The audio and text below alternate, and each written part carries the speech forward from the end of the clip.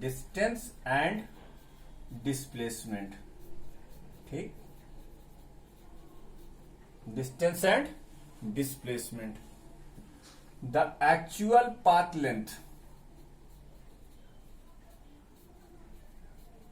actual path length traveled, the actual path length traveled by the object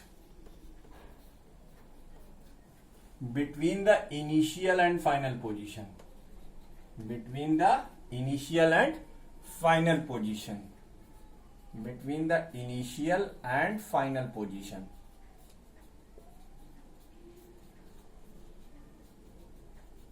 is known as distance।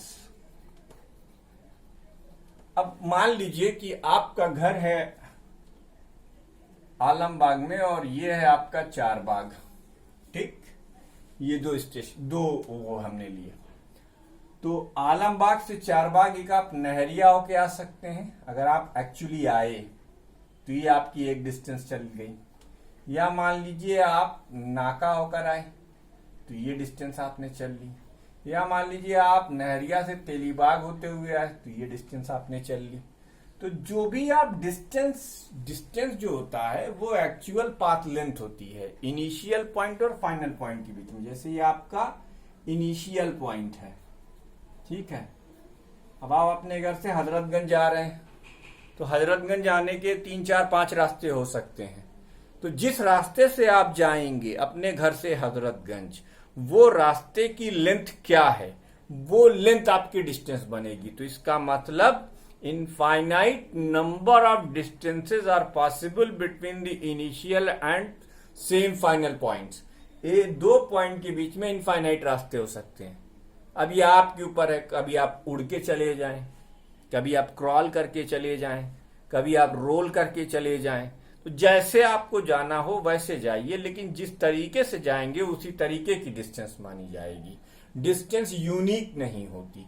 जैसे मैंने इस example में 2 points के बीच में, इनिशियल और फाइनल पॉइंट्स के बीच में आपको 2 वो दिखा दिए, 3 रास्ते दिखा दिए।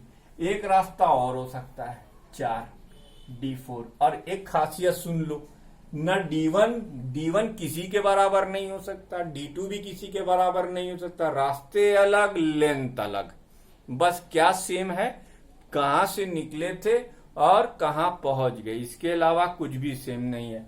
यानी there are so many distances, there may be so many distances possible between same initial and final point. तो पहला एक पॉइंट तो ये नोट करने लायक क्या है भाई, there are so many possible distances, so many possible distances between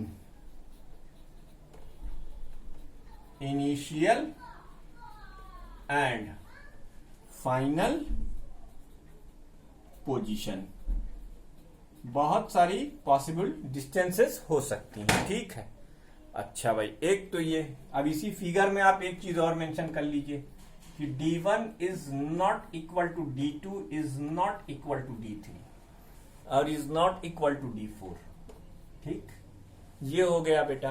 अब डिस्टेंस एंड डिस्प्लेसमेंट में, अब डिस्प्लेसमेंट क्या होगी, द शॉर्टेस्ट पॉसिबल लेंथ, चाहे ऑब्जेक्ट ट्रैवल करे या ना करे, यानी straight line distance between the initial and final position is known as displacement.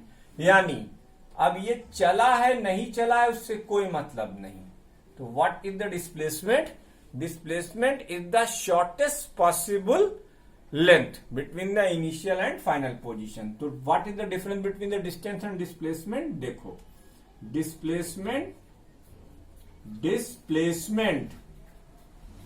is the shortest possible length between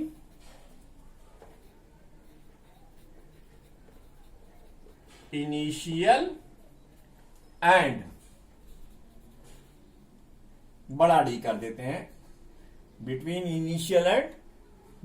initial and final position, ये शॉर्टेस्ट पॉसिबल लेंथ होती है बेटा। अब वो चले या ना चले कोई फर्क नहीं पड़ता, वो डिस्प्लेसमेंट ही कहलाएगी। क्या कहलाएगी? डिस्प्लेसमेंट ही। तो डिस्टेंस एंड डिस्प्लेसमेंट का एक फर्क देखो, इसको एक और एग्जांपल से समझाते हैं। तो वीडियो को पास करके इतना नोट कीजिए। अब डिस्टेंस एंड डिस्प्लेसमेंट में ही अभी हम कंटिन्यू हैं, ठीक है। तो डिस्टेंस एंड डिस्प्लेसमेंट में ही हम कंटिन्यू हैं। अब क्या हमको सीखना है आगे?